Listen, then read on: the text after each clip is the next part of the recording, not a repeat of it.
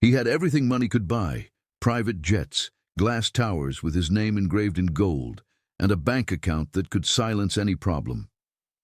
Yet the one thing he could not purchase was certainty. On a quiet morning in a small rural town, a filthy, trembling beggar sat outside a community clinic, his clothes torn, his beard unkempt, his hands shaking as he reached out for help. No one there knew that beneath the dirt and rags was one of the wealthiest men in the country, risking his pride to test the heart of the woman he wanted to marry. If you believe in kindness, second chances, and love that sees beyond appearances, take a moment to like, comment, share, and subscribe to the channel. Stories like this remind us what truly matters. His name was Daniel Adebayo, a self-made billionaire who had built his empire from nothing but relentless ambition. But growing up poor had left scars deeper than he ever admitted. He had watched relatives pretend to care when they thought he was valuable and disappear when he had nothing to offer. When he met Amara, a compassionate nurse working at a modest community clinic in her hometown, he felt something different. She did not know the full extent of his wealth. He had introduced himself simply as a businessman exploring investment opportunities. Her laughter was unfiltered, her compassion effortless. For the first time in years, Daniel felt seen not for his money, but for himself. Yet doubt lingered like a shadow he could not escape. Whispers from his business circle haunted him. They warned him that love changes when wealth enters the picture, that admiration can quietly transform into greed. Daniel needed certainty before giving Amara his heart completely, and so he devised a plan that would test not her words, but her instincts. He disappeared for a week, instructing his team to keep silent. He traded his tailored suits for tattered clothing, slept in an abandoned shed to let exhaustion mark his face, and walked barefoot along dusty roads until blisters formed.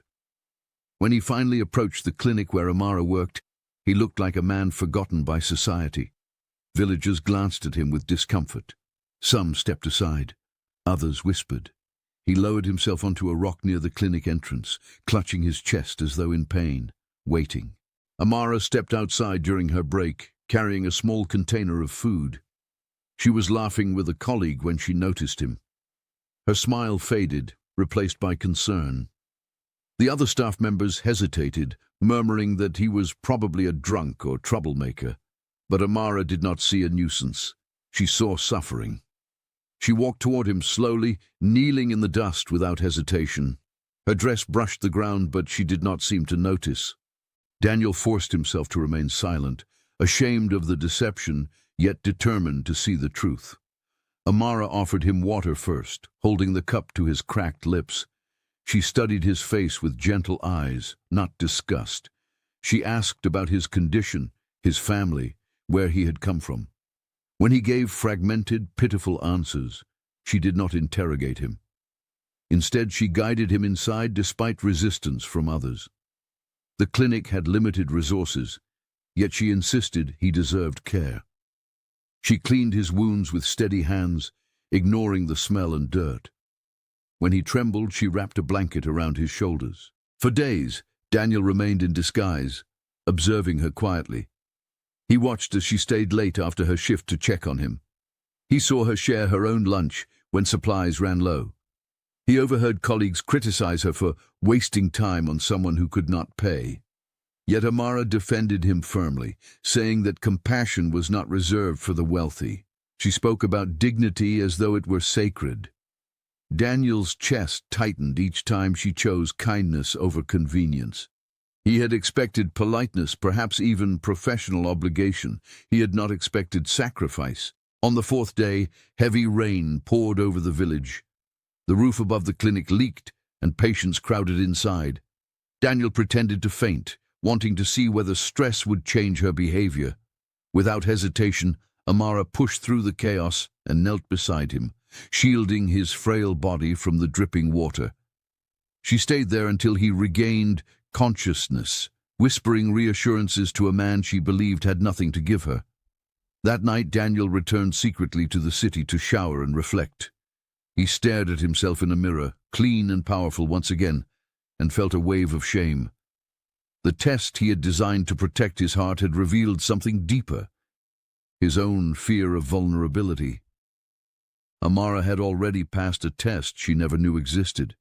The question now was whether he would have the courage to trust what he had seen. The next morning, a fleet of black vehicles rolled into the dusty village, drawing startled stares. Daniel stepped out, dressed impeccably, his presence commanding. The same villagers who had ignored the beggar now whispered in awe. Amara emerged from the clinic, confusion etched across her face as recognition slowly dawned. The transformation was undeniable. The beggar she had cared for stood before her as a man of immense power. Daniel walked toward her, his steps slower than expected. In his eyes was not arrogance, but vulnerability. He confessed everything, not in dramatic flair, but in quiet sincerity. He explained his fears, his past betrayals, and his need for certainty. He admitted that disguising himself had been wrong, yet he could not ignore the truth it revealed. She had shown him a love rooted not in status, but in humanity. Amara listened, her expression unreadable at first. The weight of deception hurt her. Trust, once shaken, does not mend instantly. But she also remembered the broken man she had cared for, the one who looked at her with silent gratitude. She realized that beneath the wealth and fear was someone still shaped by hardship. Forgiveness did not come easily, but compassion had always guided her choices.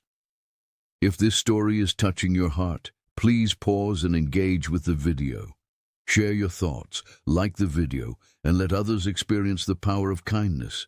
And before the story ends, tell us in the comments, would you have forgiven him? Daniel made a decision that day that surprised even his advisors.